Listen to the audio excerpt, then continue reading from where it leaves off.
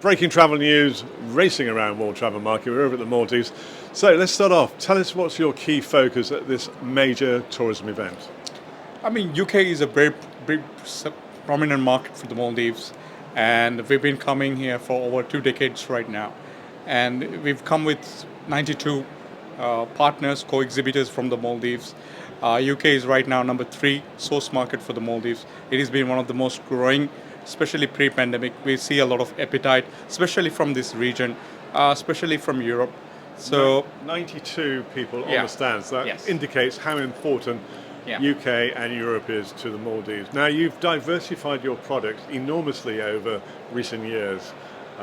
All sorts of things now available. Yeah, we have right now 62,000 beds, out of which majority of it is resorts. Then we have guest houses, liverboats, and some city hotels.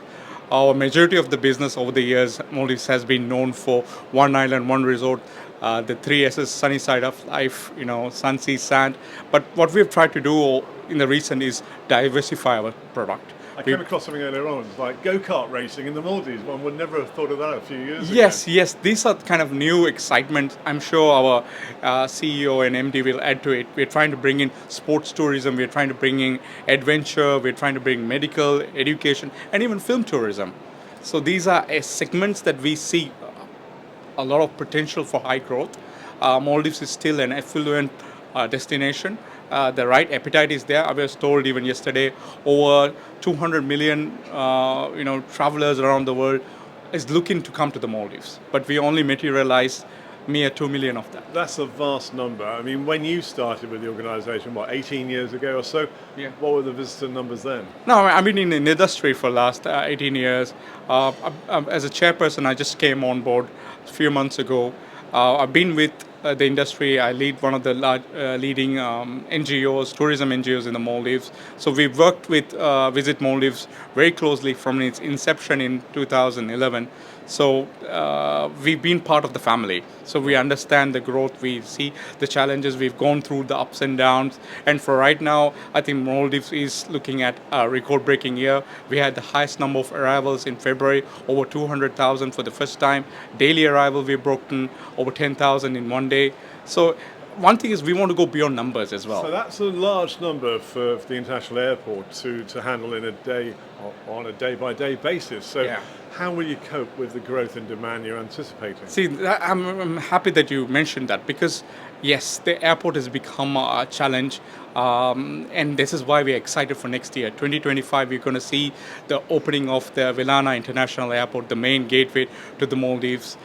We will have a capacity of going up to 7 million tourists annually. Right now, I think the capacity is close to 3.5, but still, I'm sure we are almost at capacity because especially during peak season, it's very, very busy in the Maldives. And what about the demand for direct flights? We were talking to an airline earlier, Manta Air, where you can get a direct flight to a resort island rather than having to go and do a transfer. So right now, I'm told about 30% of our travelers that come to Maldives takes the seaplane. Then obviously there's the speedboats, then we have the planes, we have I think 20 plus domestic airports. So we've seen this segment again grow significantly, especially with introduction of various new domestic carriers that has come to the Maldives, and I think it's become a once-in-a-lifetime experience to experience the seaplane. Experience. Definitely, no doubt about that. It's a fascinating way to Yeah. transfer across to your island resort. So Yes. definitely an iconic way of traveling. Yes, it is. And like I said, we're looking in enticing more travelers to come to the Maldives. We're looking at how we can get them to stay longer. We're looking at how we can get them to spend more, obviously. Sure. We're also looking at ways to remember Maldives, just not for what's naturally there. What is the average stay these days for visitors to the Maldives? So it's just over 7 days right now. That's the average we are at. Obviously, when we have short-haul flights coming to the Maldives, the number seems to go down, especially from India and China. Obviously, they're short-stay markets. But traditionally, Europe is a long stay.